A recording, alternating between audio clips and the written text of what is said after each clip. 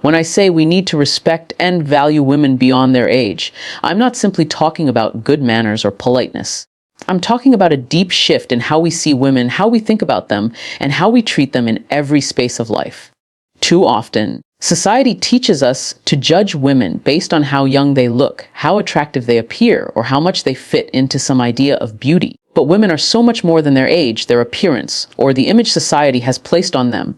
They are human beings with value, dreams, wisdom, and dignity, and that is what deserves our respect. Think about how many times young women are reduced to labels. She's just a girl. She's too young to know better. Or worse, she becomes an object of desire before she even has the chance to fully understand her own worth. That kind of thinking is dangerous, not just for her, but for the entire community. Because when you take away respect, when you strip away value, what you leave behind is harm. And harm has a way of echoing, of multiplying, of passing from one generation to the next. Respect means you see a young woman as someone with limitless potential, not as someone to take advantage of. It means you recognize that she has a voice, even if it's soft now, and that voice deserves to grow, not to be silenced by exploitation or disrespect. When you respect a woman, you're not calculating her value based on how young she is or how easily she can be influenced. You are choosing to value her as a whole person. And let me tell you, that choice changes everything. I want you to pause and reflect on this. If you truly respected women beyond their age, how differently would you act?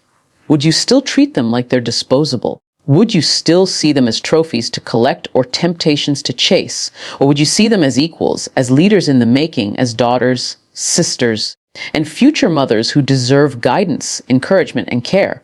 When respect becomes the foundation, exploitation loses its power. When respect becomes the foundation, temptation weakens and responsibility grows stronger. You see, the problem is not just in the act of disrespect itself, but in the mindset that allows it. If you've been conditioned to think that a young woman's age makes her vulnerable and therefore gives you the right to use her, then you've already lost your sense of humanity. Age should never be a weapon against someone's dignity. Instead, it should be a reminder to protect, to nurture, to guide. I've met so many young women who had their innocence taken away not because they didn't deserve respect, but because someone chose not to give it. And I've met men who now live with regret because they chased after what was temporary instead of building something that lasts. That's what happens when respect is missing. It destroys both sides. The woman carries scars and the man carries guilt.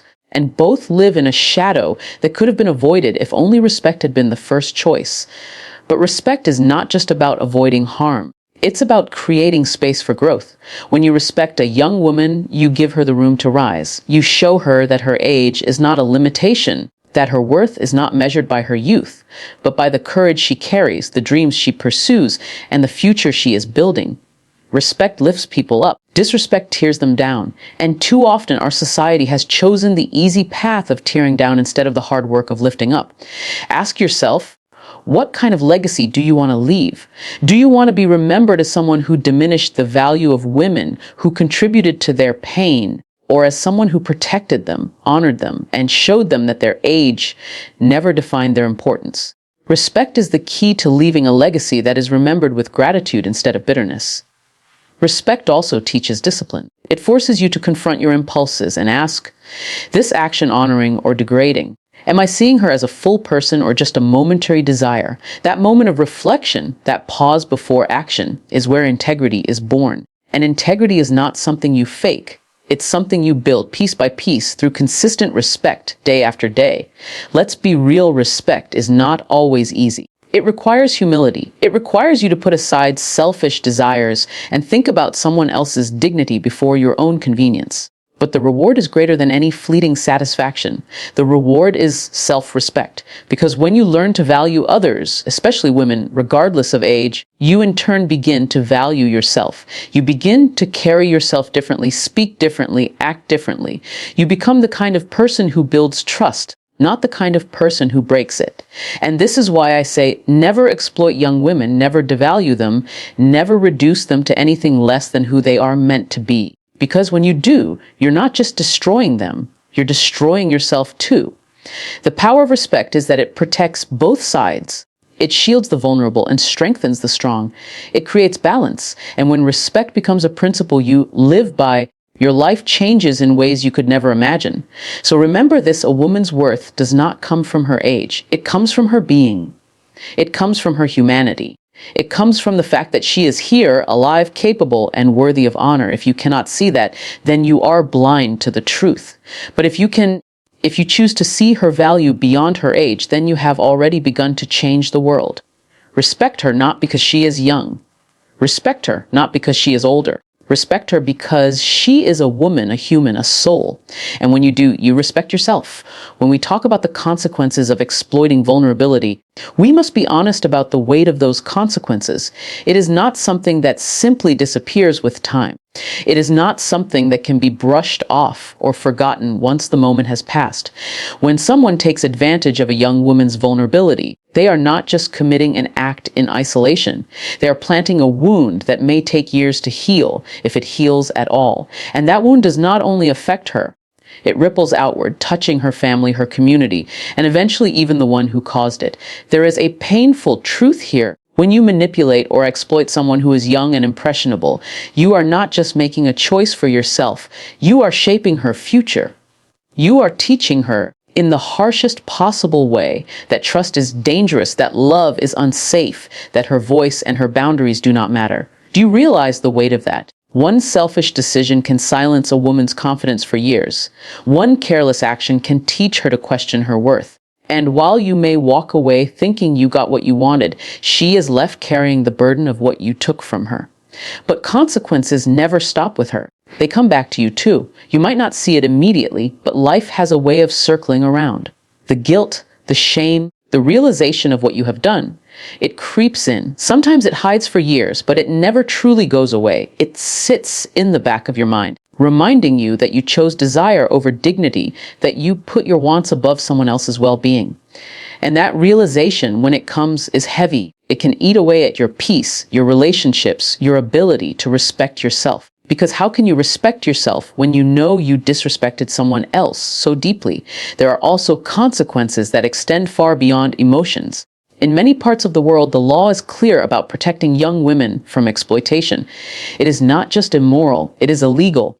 And laws are not written without reason. They exist because countless lives have been shattered by those who thought they could take advantage of vulnerability without being held accountable. For every act of exploitation, there is the risk of punishment, the risk of losing freedom, the risk of carrying a criminal record that changes the entire course of your life. Is a moment of selfishness worth losing your future? Is it worth being remembered not for what you built, but for what you destroyed? We must also speak about the spiritual consequences. Every culture, every faith, carries with it a principle of respect, a principle of protecting the innocent, a principle of choosing integrity over temptation. When you exploit someone, you do not just break trust, you break alignment with your own higher calling. Whether you call it conscience, spirit, or faith, there is a voice inside each of us that knows right from wrong. And when you ignore that voice, when you silence it for the sake of a temporary thrill, you are cutting yourself off from something sacred. And that separation, that disconnection leaves you emptier than before. But perhaps the greatest consequence of all is the legacy you leave behind. Imagine a young woman who was harmed by someone she trusted. Imagine the years she spends trying to rebuild her confidence, trying to find her worth again, trying to believe that not every person sees her as something to be used. That struggle becomes part of her story. And if you are the one who caused it, then you are forever written into that story. Not as a teacher, not as a guide, not as someone who lifted her up, but as the one who broke her. Is that the role you want to play in someone's life? Is that the chapter you want to be remembered for? On the other hand, if you choose respect over exploitation, if you choose patience over manipulation, then you are remembered differently. You become someone who gave her space to grow instead of taking advantage of her innocence. You become someone who protected her instead of preying on her. That kind of legacy is not just remembered by her, but by everyone who witnesses your actions. Because people always see, people always know. And what they remember is not what you say, it's what you do. So understand this, exploiting vulnerability is never harmless. It creates damage that spreads wider than you can see and lasts longer than you can imagine. It robs women of their trust. It robs communities of their strength. And it robs you of your own integrity. Every time you make that choice, you are building a future on broken foundations. And broken foundations cannot stand. Eventually, they collapse, and when they do, everything you thought you had built comes down with them. That is why I say never exploit the vulnerable. Never take advantage of those who trust you, and never trade respect for selfishness. Because the consequences are far too great, and the price is far too high. When we think about relationships, too often the world pushes an image of instant attraction, instant gratification, instant results. But real relationships, the ones that actually last, are not built in a moment of desire. They are built slowly, with patience, with maturity, and with respect as their foundation. If the first 2 points I shared were about understanding dignity and consequences, then this one is about building something better, choosing a path that leads not to regret, but to trust, growth, and stability. A healthy relationship does not begin with exploitation. It begins with respect. It does not thrive on manipulation. It thrives on honesty. It is not about what you can take from someone. It is about what you are willing to give, what you are willing to invest, and how you are willing to grow alongside that person. And this requires maturity, because maturity teaches you to delay gratification for something greater. It tells you that the quick thrill of crossing boundaries cannot compare to the deep satisfaction of building trust and intimacy the right way. Too many people chase relationships like they are chasing a trophy. They want the excitement, the rush, the feeling of being wanted. But once they have it, they discard it, moving on to the next. That is not a relationship. That is a transaction. And every time you treat a person like a transaction, you are devaluing not just them, but yourself. Because the truth is, your character is revealed not in how many people you can attract, but in how well you can honor one person consistently, how faithfully you can build with them over time, how sincerely you can keep showing up when the excitement fades and the hard work begins. A mature relationship sees beyond age, beyond appearance, beyond the surface. It asks deeper questions. Who are you when no one is watching? What do you dream of becoming? How can I support your growth while still growing myself? These are the kinds of questions that transform two people from strangers into partners. And these are the kinds of questions that can only be asked when respect, patience, and self-control are present. When you build a relationship this way, something amazing happens. Trust begins to grow, and trust is everything. Without it, even the most passionate connection will collapse. With it, even the most ordinary relationship becomes extraordinary. Trust gives you freedom. It gives you security. It gives you the peace of knowing that you don't have to pretend, that you don't have to perform, that you can simply be yourself and still be valued. That is what makes love worth fighting for. Not the spark of attraction, but the steady flame of trust. Now, I know the world makes patience seem boring. It tells you, why wait? Why hold back? Take what you can while you can. But the world rarely tells you about the emptiness that comes after taking something too soon. It doesn't tell you about the regret that creeps in when you realize you built nothing lasting. Patience is not weakness. Patience is strength. It is the ability to say, I value this person too much to rush. I value myself too much to settle for something temporary.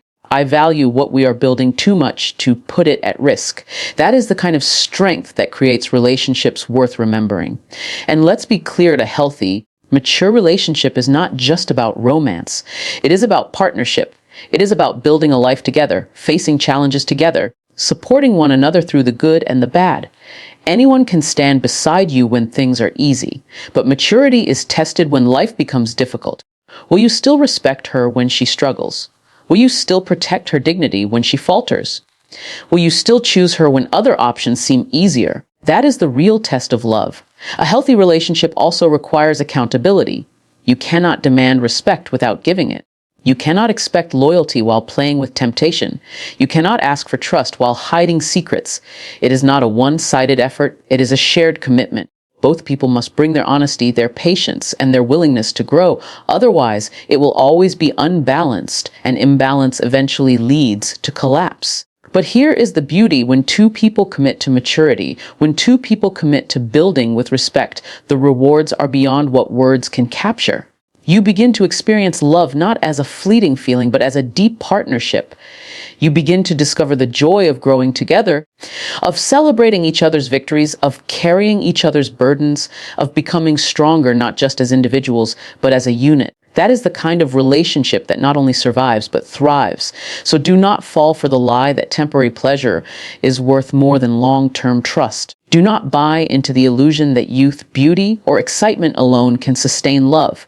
They can start it, yes, but they cannot keep it alive. Only respect, patience, maturity, and integrity can do that. Only the willingness to protect, to honor, and to serve each other can create a love that endures. And so I urge you, if you want a relationship that matters, do not chase what is easy. Do not exploit what is vulnerable. Do not reduce love to a game of desire. Instead, choose maturity. Choose patience, choose respect.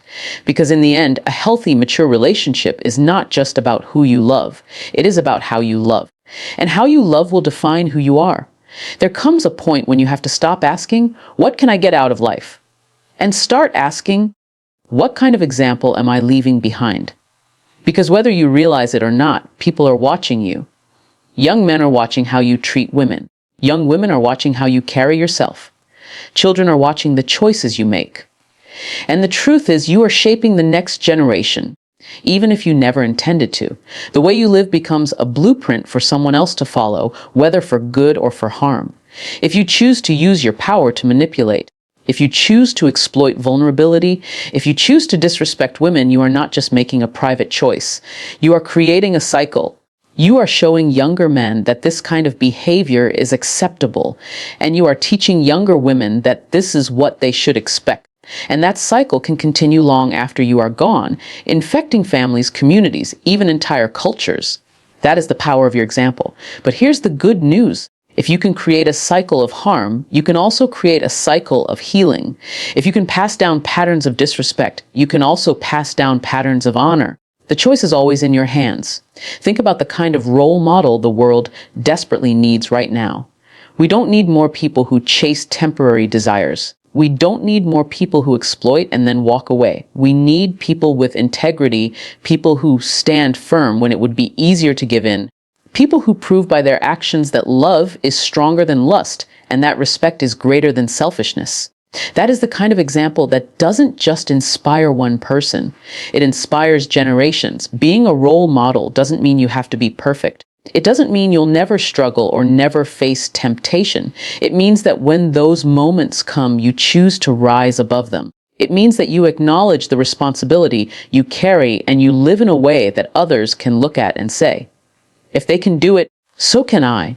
You become a living reminder that strength is not measured by how many people you can conquer, but by how many people you can protect. And here's something we don't talk about enough. When you choose to become a role model, you give young women something priceless. Hope. Hope that not every man sees them as something to be used. Hope that there are people in this world who will treat them with dignity. Hope that love built on respect is not just a dream, but a reality they can actually experience. And hope is powerful because when a young woman sees respect modeled, she begins to believe in her own worth. She begins to raise her standards. She begins to walk taller, speak louder, and dream bigger. All because someone showed her that she deserves to be valued. The same is true for young men. When they see an older brother, a father, an uncle, a mentor choosing integrity, they learn that manhood is not about domination, it's about responsibility. They learn that strength is not about how much you can take, but about how much you can give. They learn that maturity is not about age, but about the choices you make when no one is watching. And those lessons stay with them far longer than any lecture or rule ever could. That is why being a role model is not optional. It is essential. Because silence teaches just as loudly as words, and neglect shapes just as powerfully as guidance. If you don't take the responsibility of being a role model seriously, then someone else will step in and fill that gap. And often, it is the wrong kind of influence that fills the silence. If you want to change the future, you cannot leave that space empty. You have to stand in it firmly, consistently, with actions that match your words. This is not easy. Being a role model requires discipline. It requires you to think not just about the moment you are in, but about the impact it will have years from now. It requires you to choose respect when disrespect seems easier. It requires you to say no when temptation tries to pull you in. but the reward is worth it because what you build with your example will outlive you. And there is no greater legacy than leaving behind a generation that learned how to love better, how to honor more deeply, and how to stand stronger because of you. So I ask you, what kind of example are you leaving behind? Will people remember you as someone who took or as someone who gave? Will they remember you as someone who broke trust or someone who built it? Will they remember you as someone who used others for your gain or someone who lifted others for their good? The answer lies not in what you say today, but in what you do every day. Every choice you make, every word you speak, every action you take is shaping someone else's understanding of love, of respect, of integrity. You can either be the reason they believe in goodness or the reason they give up on it. You can either light the way forward or you can add to the darkness. That is the weight of your responsibility, and it is also the gift of your influence. So do not underestimate the power of your example. You are a role model whether you want to be or not. The only question is, are you modeling the kind of life that builds or the kind of life that destroys? Be the kind of person whose actions make others believe in love again.